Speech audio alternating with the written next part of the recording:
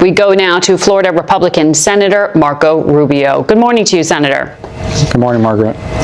In recent days, the Harris campaign has said they have seen favorable movement towards them with Latinos and with undecided voters, particularly following that New York rally we referenced there with the insult comment making remarks about Puerto Rico.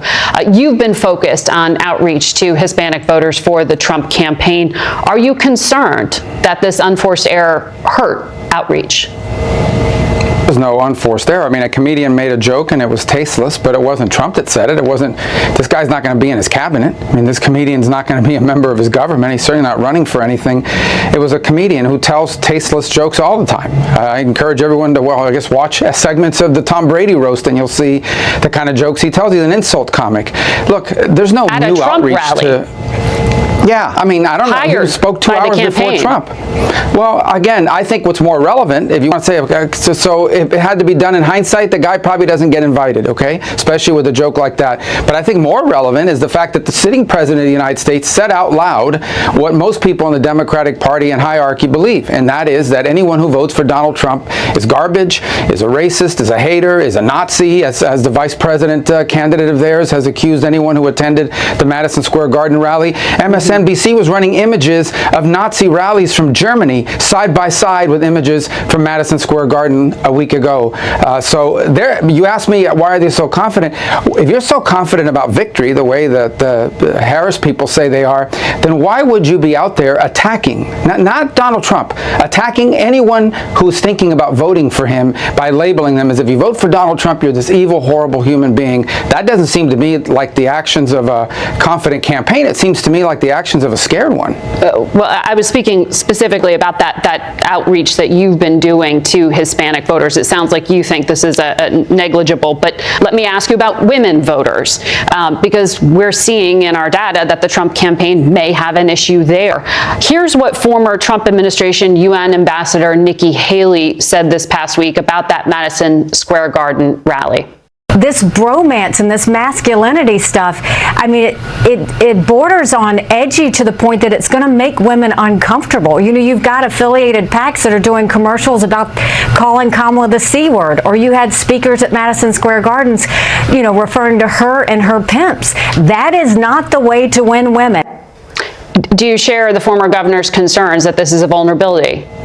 Well, first of all, I want to point out, and no one talks about this, Kamala Harris is a bigger problem among men than Donald Trump does among women.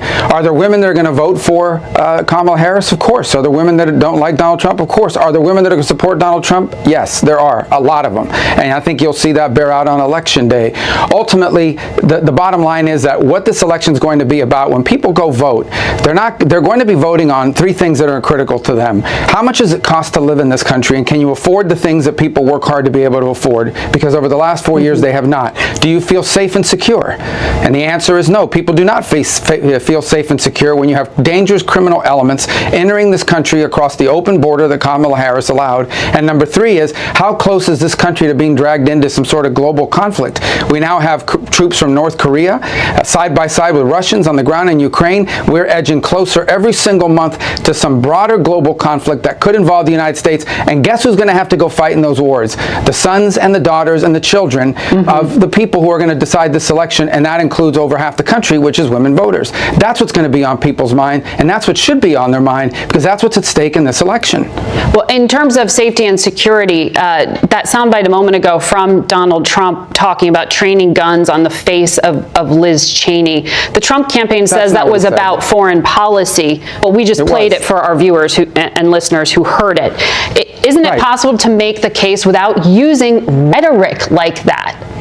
But Donald Trump doesn't talk like someone who's been in Washington for 30 years. He doesn't training say it the guns way on I her would have said face? it. No, but that's not what he said. Margaret, you guys know that. Come on. I mean, everybody knows exactly what he was saying. What he was saying is, you're so much in favor of war.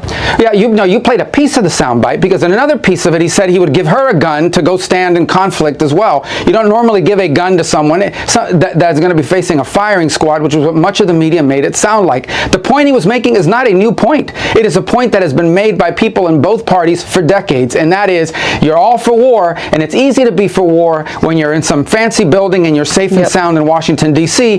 Let's see how much you are for war when you yourself get deployed into combat. That's the point that he was making. That he uses language that maybe is not what we typically hear from someone that works at a think tank. Well, fine. But I think it's truly not just unfair, it's egregious to see that reported the way that it was, along with other things that are out there. I've never seen such a concerted effort. Look, I've always believed there's bias because no one's unbiased, but I've never seen such a concerted effort like what I've seen, especially in the last 2 weeks, among multiple media outlets in this country to, in some cases, breathlessly distort and lie about what's being said and to create and manufacture these gotcha moments against Donald Trump. I've never seen it before. It's over the top. Senator, you are the ranking member on the Senate Intelligence Committee. You also know that former Commander-in-Chief is not just some guy off the street, and words matter. U.S. intelligence has specifically warned about the risk of political violence in this country. Some of it stoked by foreign adversaries. Iran trying to do that, Russia trying to do that in the days after the election. Are you confident in the security and the integrity of the election? Well, I'm confident in the security and integrity of the elections, and especially because we have strong systems across this country. It's spread across 50 states. That doesn't mean there aren't going to be problems. We saw problems earlier in the week in Pennsylvania, and they were resolved by a court where people were not being allowed in one county from accessing their on-demand mail ballot at the spot. There are going to be issues like that. They're being confronted at the front end, and those things are being looked at. Look, in the state of Michigan, we know now, and this is not me making it up, I can't believe it hasn't received more coverage, a Chinese national registered to vote and voted. And now he's being charged for doing that, but guess what? His ballot's going to count. We know at least one non-citizen's ballot is going to count in Michigan because they don't know which ballot is and they can't retrieve it. These are facts. Right. Now, whether that's widespread or not, I hope not, but these are things that are happening and they need to be watched at. As far as foreign adversaries, sure. I mean, Iran wants to kill Donald Trump. Iran, this has been fully documented. They are trying to kill Donald Trump. You talk about violent rhetoric. He's the only candidate in this race, and not because I wish this on anybody else, who's had not one but two assassination attempts against his life. Right. So of course we're all concerned about it. Right. In terms of the case you talked about in Michigan, we have tracked that. The Secretary of State of that state has actually brought charges, has made that public. That individual may actually be deported. May actually be deported because there are laws in this country that punish people when they are illegal and they try to vote in federal elections. That 19-year-old is going to face some consequences. He is, and he's going to, but his vote still counts. His vote will still be counted. Understood. I'm just trying to make clear here that there are systems, as you pointed to, as the courts are also playing a role here. I need to ask you about China, though. This massive and pervasive hacking by China of U.S. telecom companies is significant. Your colleague, Mark Warner, said it's the most significant breach he has ever seen in his entire time on the committee. Do you know if China has been able to access the audio of Americans' phone calls? Well, I'm not going to comment on what they access, but I agree with Mark Warner's statement. It is an egregious, outrageous, and dangerous breach of our telecommunications systems across multiple companies. I'll leave it at that. I think as time goes on, we're going to learn more about it. Some of it will be made public. I think there's more that's still being gathered. It's a very serious situation that we face, and I think one that is quite threatening, maybe not directly to the election per se, but certainly to the national security of our country moving forward. It's a vulnerability that no one imagined or anticipated, but here it is. That's all for today. Thank you. If you want global news to keep you up to date on any new developments, please subscribe our channel and forward our content with your friends on social media and email. Thank you very much for keep supporting me. Stay safe, be blessed. Namaste. Thank you, God bless you, and God bless America.